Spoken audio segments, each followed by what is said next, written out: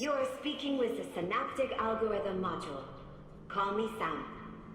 The Synaptic Algorithm Module is one of the most interesting and enigmatic characters in the new Black Ops 6 Zombies storyline. S.A.M. for short, more commonly referred to as Sam for simplicity's sake, and I will continue to just refer to her as that throughout the rest of this video, so don't confuse it with the real Samantha Maxis, is a special AI of some sort that seems to have a control over the dark ether to some degree. And while her current motivations and plans are mysterious, it's very clear she's going to have a large role to play in the climactic events at the end or near to the end of this game. In this video, I want to take a longer look at Sam and use that to try and figure out exactly what she is, how she works, and use this established understanding to take a better look at her potential plans and motivations. Our first introduction to Sam is in the Liberty Falls intro cutscene. We see her seemingly break whatever containment she is under and cause the outbreak in Liberty Falls and across the globe simultaneously. As Richtofen moves to try and stop her to handle the outbreak before things get out of control, we get a look at where Sam is actually located. She's deep underground on a sub-level facility underneath the mansion. Richtofen, when she finally manages to defeat him by teleporting him somewhere, likely into the dark ether, with this purple ethereal mist, is in the midst of riding down a long elevator ride to get to her. And considering we know that the mansion is likely one of the later DLC maps from the launch leak of the map names, it's very likely we will also ride this elevator and see this underground portion of the mansion facility in game. From this cutscene, we can also establish that she has some level of control over Project Janus's systems at a high level. This is reaffirmed in Terminus, as with her help we can hack into Modi's submarine and the director's files as well. However, in Terminus's ending, as she hacks these files, is also the first time we get a sneak peek into what seems to be deeper and more sinister motivations. Seeing the Terminus crew's witness to pursue Richtofen, but seemingly needing them instead to acquire the sentinel artifact, she lies to them about the potential fate of Richtofen. While she knows that she can cast him into what seemed to be the dark ether, she tells the Terminus crew that it'll likely be he went to Avalon in search for the sentinel artifact. This lie clues us in that she clearly has ulterior motives, but for now, we won't speculate on what those are. Instead, I want to turn our attention to the functionality of what Sam is and how she works. We know from what she says that she is an AI-powered machine, and her initial appearance immediately began discussion about whether or not she was meant to be the same orb that Zykov had been trapped inside when he was captured at the end of Cold War, as Samantha Maxis sacrificed herself. After a recent intel in Citadel Day More, letting us hear her initial boot-up sequences, I believe this to be the case. A very specific line stuck out to me, and I believe it is worthy of deeper discussion. July 14, 1989. The time is 9:35 a.m. and I am going to attempt to synchronize the Synaptic Algorithm Module's lower and higher functions for the first time. Commencing low-level startup procedures. Voice routines online. Memory interface online. Systems interface online. Loading memory lattice. Loading complete. So far, so good. Let's align, synchronize, and then start her Cortex simulation. Loading Cortex scans. Loading complete. Synchronizing fabric. Synchronization complete. Adding Cortex daemon to process list. Rebooting.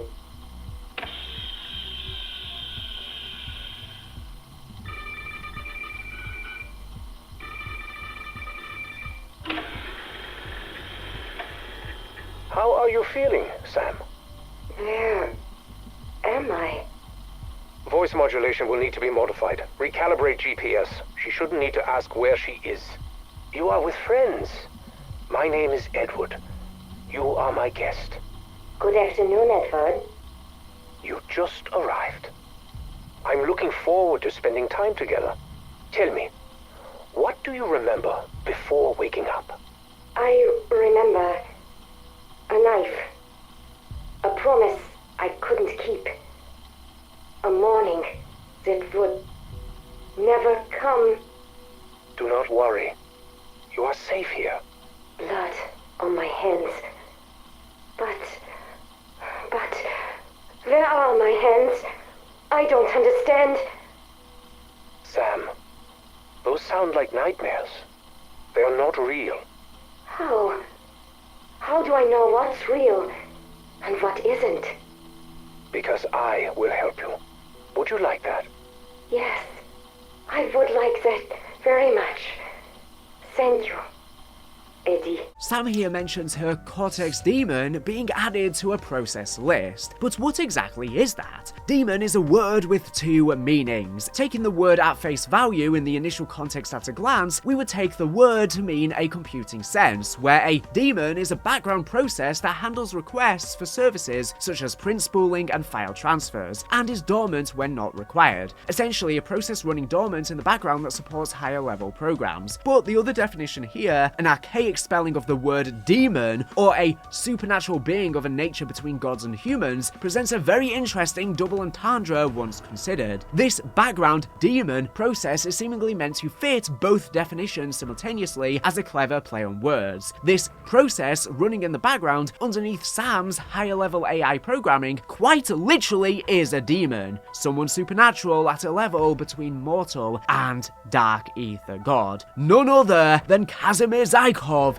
himself, the Forsaken. So could it be that Zykov is lying dormant, actually powering the S.A.M AI itself? Which could mean they are battling against one another for sentience. Maybe even if S.A.M is defeated or transcends into a physical body, it will allow Zykov to retake control. But right now he may be powering all of the background systems. In the midst of her large core, S.A.M has a dormant Zykov. But why? This can explain where his whereabouts is, which has been a long-standing mystery since launch. We know that in Mauer Toten, we learned of the director's research into AI personality technology, and how that resulted in the Requiem head's personalities being copied onto the Cerberus wonder weapon, as well as the director likely copying his own personality onto Klaus, via having Gray do it, probably not being fully aware of his agenda. And considering this is the map following the real Samantha Maxis awakening her powers under the study of the director at Block 8, it's likely this technology was indeed being researched for use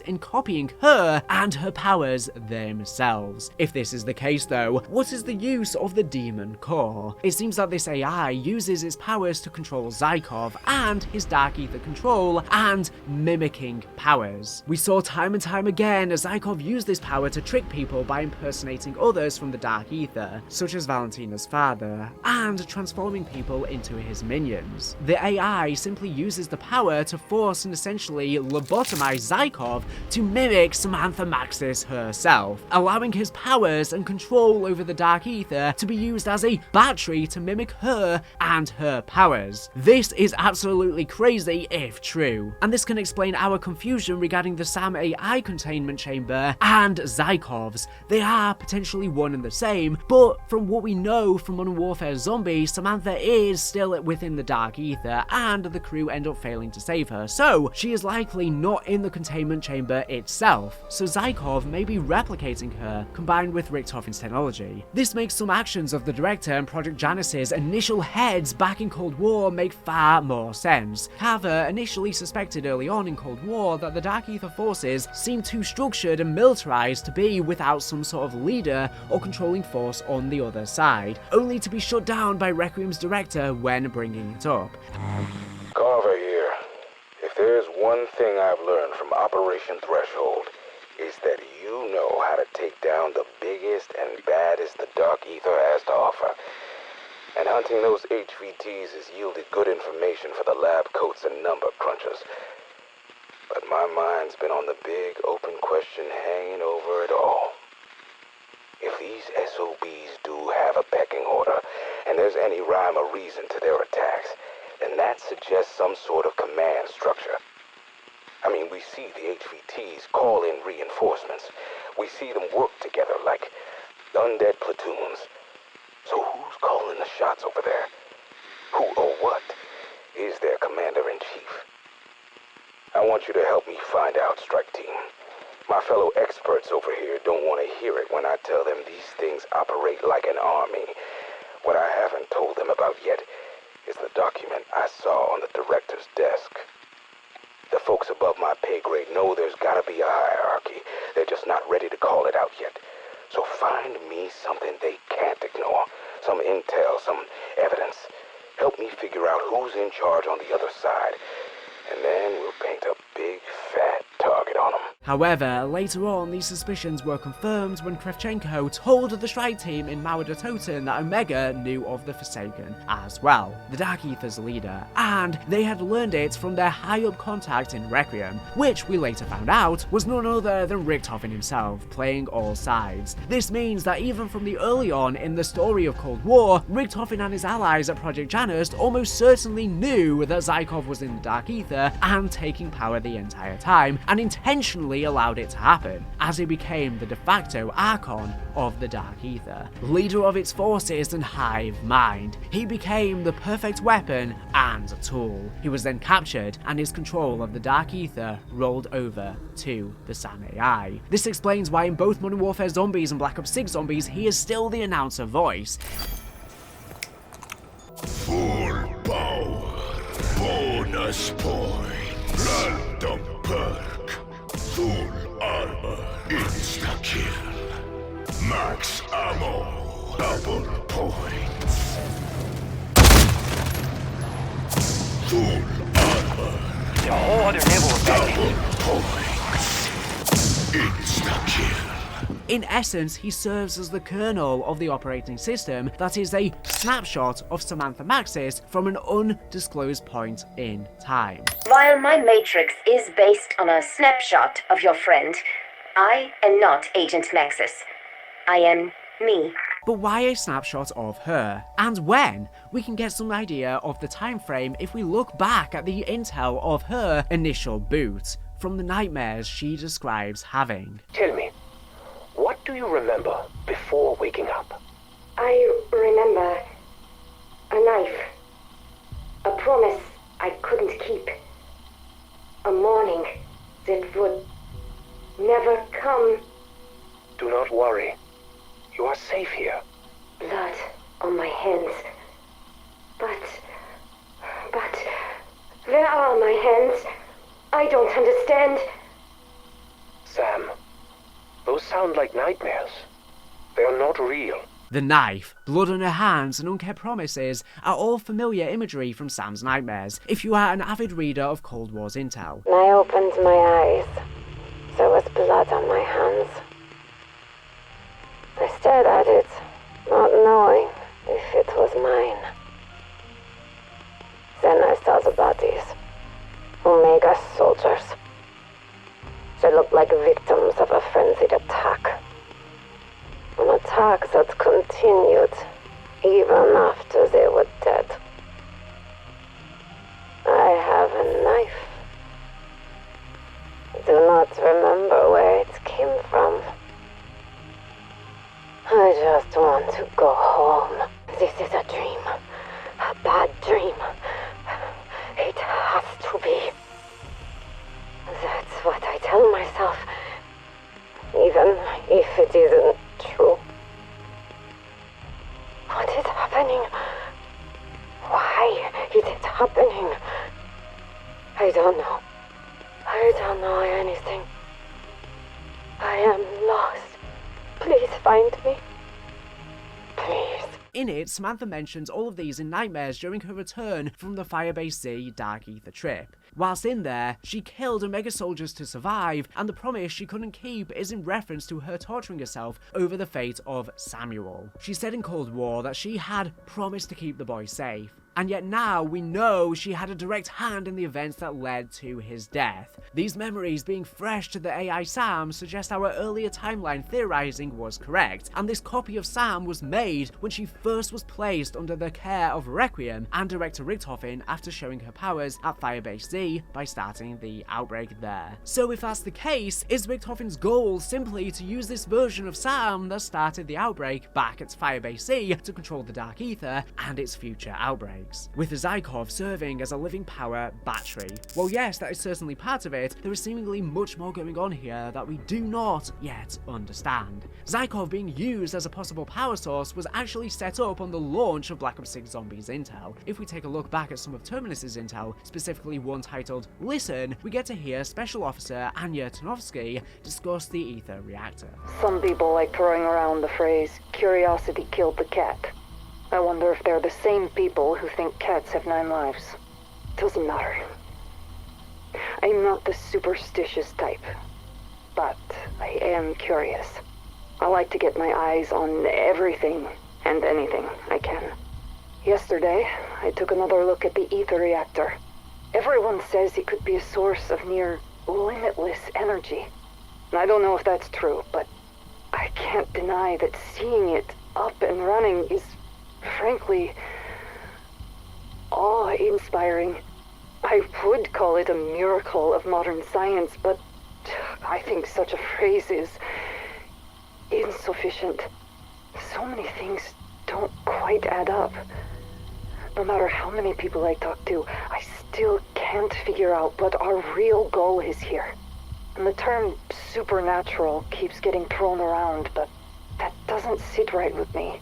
And yet, sometimes I think I hear voices coming from within the reactor itself. Many sound like people in pain, crying out, lost in despair. And others, like the Russian man, sound angry. And there's also a woman, but sometimes she sounds more like a girl. She might be German, but I can't quite focus on what she's saying. I said I'm not superstitious, but I am starting to believe that some kind of life exists inside the dark ether. And I find this possibility extremely troubling. She is one of the smartest scientists at Terminus, and is also the zombie we shoot in the secret room during the Terminus Easter egg, her workshop. In her radio discussing the ether reactor, the large white machine in the sea tower that powers Terminus Island, she talks about sometimes hearing odd sounds. Specifically, she mentions hearing lots of voices, the loudest being an angry Russian and a German girl. She says the voices sound as though they are crying out in pain, but she can't make out any words specifically. But they seem to be arguing with each other. This mention of a Russian man and a German woman who occasionally sounds like a little girl crying clearly brings to mind Kazimir Zykov and Samantha Maxis. Perhaps it is, then, that Zykov's dark ether powers and Samantha's personality are also being used in the ether reactor to help create and accelerate growth of the ether crystals that power the island. We hear in the intel on the map that the island would normally take multiple nuclear reactors for the power it draws, yet the ether reactor quite literally seems to be an infinite energy generator, absolutely flabbergasting the scientists around. They seem to suggest that somehow, in a way they do not understand, this machine is turning all of the dark ether into a single large power source. It could also be that the S.A.M AI and the containment chamber just has access to all of the interconnected mainframes and technologies across all Janus stations, and so they are being used with their psychic abilities to power and monitor all of the Janus facilities, transcending space-time, just as Samantha was able to teleport the strike team away on Mauer de Toten from within Block 8. The natural forces and energies that create and terraform the dark ether using crystals are somehow being manipulated into sources of energy, likely via the powers of Zykov, who we do see create the crystals in Cold War via using the Tempest as one of his higher-ups in his legions of armies. In Cold War Zombies, we also hear whispers when nearing close to the large terraforming crystals, or coming from the various orbs we see, so if this machine is using this same terraforming process, it's very likely that Anya would hear these exact whispers as well. So I think regarding these voices, they, some sort of merger of Zykov and the S.A.M AI, is controlling and powering everything telepathically. I mean, the intel machine phases in and out, and there just so happens to be one right by this seaside generator on Terminus as well. Their combined mind-controlling powers may be facilitating this. In some Liberty Falls intel, Janus scientists mention that they hear whispers Requiem is holding someone captive in a tank of some sort, and sending in an interrogator to get answers from them. Rumors are also that these interrogation sessions are not going well. This is Dr. Annette Pelletier. We couldn't contain the breach, and the LTG's been blown to bits. The bank vault is gonna be the smartest place to wait this out. If I don't suffocate before I'm rescued. Moline and Panos' comms are dead. I'm betting they are too. I knew this day was coming. It was foolish to think we had more time. It started as whispers, these idiotic claims that Janus leadership was holding someone captive. But it didn't stop there. Other, more deranged gossip suggested the victim was being held in some sort of tank. I wrote it off. We were all overworked and some people were starting to crack. Less than a week later, an anti-fraternization policy was enforced. We weren't allowed to interact with other departments. Research teams are kept compartmentalized. It's essential to our work, but with Janus, was that also to cover up something nefarious? All I know is the conspiracies flying around suddenly had an air of legitimacy, and if even a fraction of it was true, everyone was in danger. I warned my team about the rumors. Fingers crossed they're still alive. Security was a different story. They chose to ignore the bossy lady scientist. Whatever. I may be bossy, but those negligent a-holes have killed us all. It's likely that this victim in the tank is actually S.A.M, the large AI machine. But she probably mistakens it for the real Samantha Maxis herself when it's actually just Zykov that has then cloned Samantha. But what is it that Richtofen is interrogating her for? What does he want to know? If she is having nightmares about her role in giving the intel to Weaver to assassinate Richtofen that led to the death of his wife and son burning down, and her memories of betraying Samuel, perhaps that is what he wants to know about. Or it could be about her time in the Dark Ether and what she really saw and did in there. We know from Dr. Pericles Panos that S.A.M is promising Richtofen something, and the longer these promises seem to go unfilled, the more erratic his behavior becomes. Dr. Pericles Panos, Project Janus, Energy Research Division. It has become abundantly clear. Director Richtofen is slipping. Thankfully, no one has noticed. As far as they are concerned, the director is fulfilling his duty. Modi is no different. Anything he receives from her island of horrors might as well be sealed with a kiss. She calls herself a woman of science. But that schoolgirl crush of hers is becoming problematic. No one sees that this entire operation is little Edward's tinderbox. All it requires is one lit match and foam. Whatever S.A.M is telling him, his patience is waning. The longer her promises remain unfulfilled, the more erratic he becomes. If we fail, it will all be down to Richtofen and his hubris. Could it be that Richtofen is trying not to just get information on the fate of Samuel out of her, but also try and have her restore his son Samuel and or his wife to life? It seems as though his soul could be in one of the orbs we have seen before, the red one within the Outbreak second quest. If that is the case, perhaps he thinks she should be able to restore him. Potentially, if Zykov is cloning Samantha Maxis via his mimicking abilities, he may think he's able to do the same to restore his family. And maybe S.A.M has repeatedly agreed to do so, but without results. Or maybe he's trying to get a snapshot of her memory to replicate that day, or even through disrupting space-time, go back to the events of that day in an attempt to restore them. Or it could be that her control over the Dark Ether and its outbreaks is not as solid as we think. While we do see her start an outbreak in Liberty Falls, and we know she is capable of doing so, perhaps she is not the de facto ruling force that Richtofen planned for her to be. She says in Citadel Day More that she is unsure of what started the outbreak here.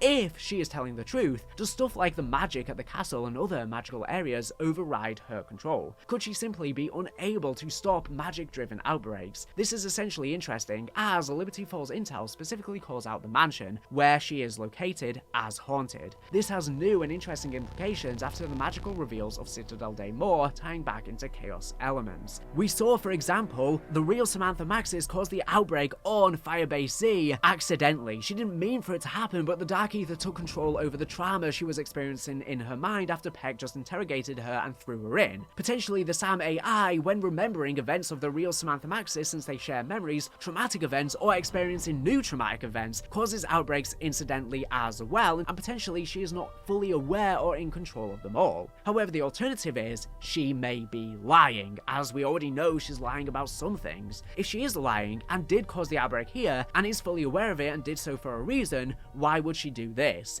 Could it be to hide Kraft's connection to Richtofen, or to prevent him from revealing the truth of Richtofen's fate? Kraft surprisingly dies right at the end of the Easter egg, getting killed by seemingly just a couple of zombies. After he received extended life and survived all of this time, it's so stark that he just dies off straight like this. But maybe instead of him just randomly being killed by some zombies, which seems like a way too easy way for him to go out, potentially the Samantha Maxis A.I targeted him specifically and sent the zombies to kill him before Kraft would warn the characters not to go after Richtofen or reveal the truth to them. From the ending cutscene, we know that Kraft, despite the atrocities that Richtofen has done, still cares deeply for his lost son. And whilst Richtofen was ordering him to be brutally interrogated, he was still similarly speaking with him as well. They clearly still had some kind of loving relationship that turned sour. Some parts of it were absolutely horrible. Richtofen did horrible things to his adoptive father, but there was some semblance of their once good relationship remaining. And Kraft playing a role in the upbringing of Richtofen and leading to the events of this day, and potentially interrogating him as a child, using MK Ultra brainwashing techniques to try and rid him of his nightmares and restore his memories in a healthier manner, could have traumatized him and be part of the reason that led him on this dark path, although the main one's obviously the death of his wife and son. The S.A.M AI may have simply killed him off because she doesn't want Kraft to reveal the truth about Richtofen if he potentially knows that he was sent into the Dark Ether on Liberty Falls, and is not actually in the dig site or Avalon looking for the Sentinel artifact, but is instead in the other part of the world. She needs the characters to do something first on dig site in Avalon with the Sentinel artifact, and Kraft could have messed things up, so she had him killed. This would make his death a lot more poignant and significant. Let's take a closer look at some hints towards Sam's motivations. The first large clue we get that something is up is a Carver conversation where he questions her. Let's play this out.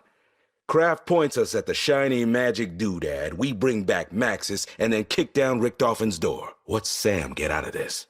What's her angle? This is of note because, as we said before, Carver was also the first one to suss out the Forsaken in Cold War, who turned out to be the final villain in that game. Could it be we are once again seeing Carver's clever senses from his time in the military to clue him in to something larger behind the scenes the rest of us are unaware of? We do hear the characters also have a back and forth on the idea these outbreaks seem to be following them. First the outbreak on Terminus, now this. There's a pattern here. Someone's out there pulling the strings, getting in our way. It's like they enjoy watching us squirm. Or someone's also got Richtofen in their sights. Seems we're not the only players in the game. In this conversation, the idea is brought up that whoever is behind causing these outbreaks seems to get a kick out of messing with them, watching them squirm. This aligns with various expressions that Sam gives during some of her challenges, and takes us back to earlier discussions we've had on her. Could it be that these outbreaks are the hand of Sam, forcing the characters to keep moving? It would make sense if our prior theories on her motivations are true. Could it be that Sam wants the Sentinel artifact to complete was Richtofen's plan but for herself? Rather than making a body for Samuel and or his wife and reviving them, she wants to instead create a body for herself and enter the physical world, perhaps even using Etherella. Her sick interest in organic life developing from experiments into wanting an organic body for herself. Despite your obvious deficiencies, you succeeded against all odds. Organic life really is amazing. Prepare to tremble before me, you hapless fools. I will drown this place in chaos. I can't overdo it. I have other dimensions to terrorize. This dreary little dimension deserves no mercy from me. This makes sense, as in fact, Julie Nathanson is, or was, the voice of Samantha Maxis and the S.A.M AI and Etherella, and they look very similar as well, so I think this is clearly supposed to be a nod. Now, unfortunately, Julie Nathanson's been replaced due to some issues with AI, but that's not the topic of this video. This video is more about the storyline, but regardless, I think Etherella is going to be the physical embodiment of the S.A.M AI. What does an AI robot want? The first thing that would probably come to mind is they want a physical body, they want to exist in the real world. Now, this clever hijacking of Richtofen's attempted revival plan for his family creates a dynamic between that, seemingly intentionally is a mirror to the story of Black Ops 2. In Black Ops 2, Maxis wanted to save his daughter and was willing to burn the world to do it, and Richtofen, while he had control over the ether, yearned to re-enter the physical world with a body. Now we see Richtofen attempting to save his son, willing to burn the world in the process. As a proxy, Maxis yearns to shed her etheric and powerful form to have a physical physical body and presence in the world. This seems to suggest that, once we collect the Sentinel artifact on the dig site map, Sam will then let our characters find out that Richtofen is still in West Virginia. This sets us up to return to the Janus facility and or the mansion, regardless of which one comes first. And with the Sentinel artifact and Dr. Panos likely having communicated with her ready and waiting, this means that if all went to her plan and Richtofen did not escape, she would trick the Terminus crew and Panos,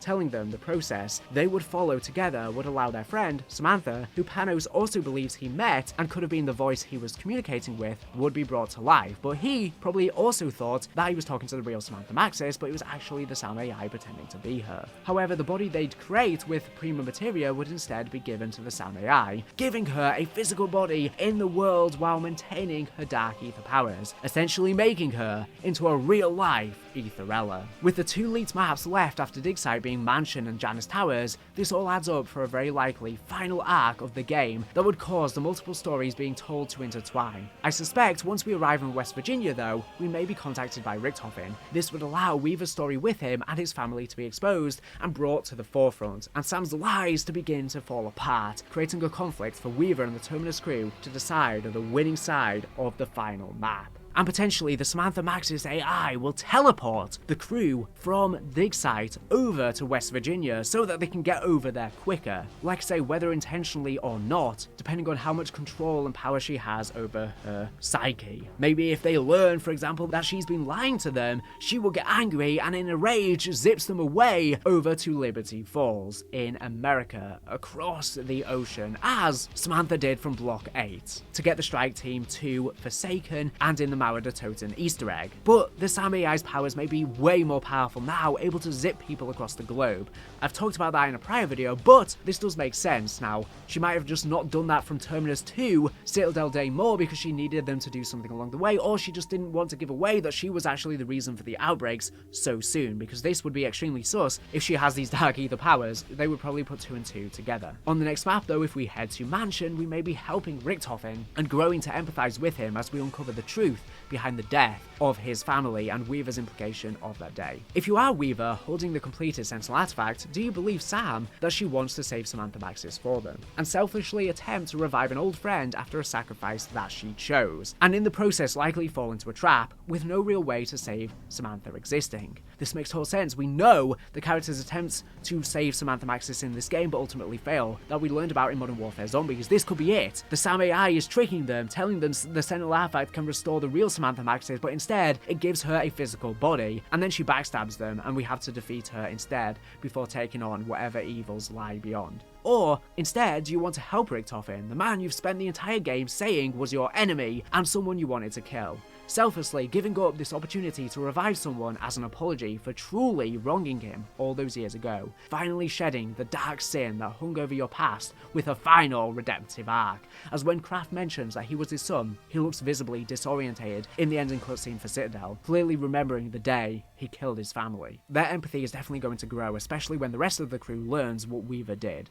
Judging by the fact that Ravenov says they failed to save Samantha in Modern Warfare Zombies, I believe that we already know the answer that Weaver will have to this conundrum with Sam and Eddie, or potentially both can happen simultaneously. The S.A.M AI can trick them and get a body, and at the same time we will then go and have to help Richtofen when we know what the S.A.M AI did to him, and Richtofen may propose the only way to stop her. But without further ado, plenty more lore videos to come. I'm covering literally everything, going in way more in depth than everyone else, trying to tackle all bases, since the intel is setting up some really juicy things in this game, but everyone seems to be overlooking everything, so I'm trying to compile as much as I can in a coherent way so you can start to understand the storyline beats that's subtly being told to us in the background, because you have to make some deep inferences in a lot of the intel to try and gain a semblance of what exactly is going on. So drop a like if you want to see way more storyline videos like this, because we truly are going above and beyond every single other channel right now. Not to toot my own horn, but it just seems like so many people have sort of given up on the storyline, or they're only really looking at it in a surface level now, when I think if we got similar intel in the Ether story, people would have put together these puzzles a lot more because people were more interested then. But anyways, thank you for watching the video. Make sure to subscribe if you're not for latest and greatest Call of Duty news and information. So anyways, thank you for watching, and bye.